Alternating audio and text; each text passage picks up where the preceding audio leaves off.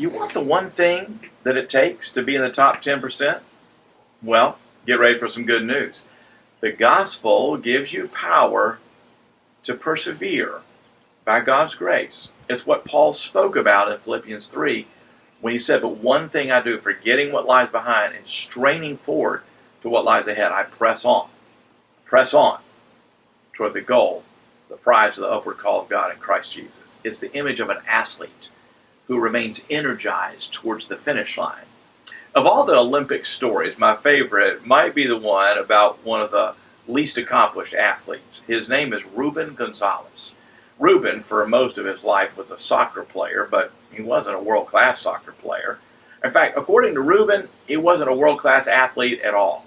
But he wanted to be an Olympian, and he was determined. Gonzalez thought through all the Summer Olympic sports. No, he couldn't run fast enough, jump high enough to compete in the Summer Olympics. So he decided to think about the Winter Games. In fact, he called and spoke to a representative at the North American Winter Olympic Training Facility. The conversation that ensued was hilarious.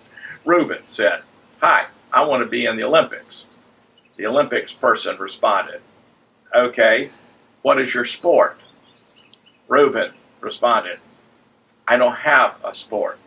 Olympics person, "Oh, what do you mean you don't have a sport?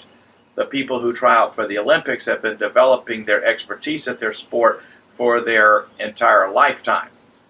Eventually, the conversation led to a discussion of the luge, the ultra-fast sled that races down an icy track.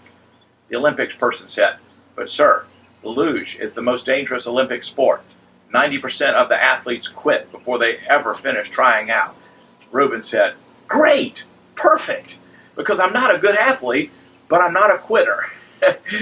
Gonzalez competed not only in the 1988 Olympics, but also in 1992, 2002, and 2010.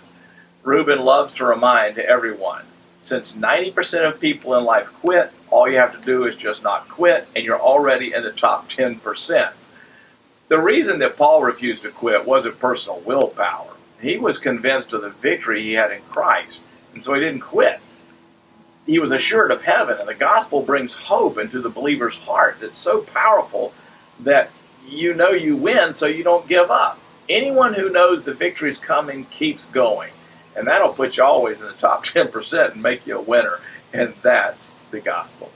Well, that's today's good news. You can get more about just clicking some of the videos right here, or better yet, be sure and subscribe. Tell others about this YouTube channel, and start out every day with some good news.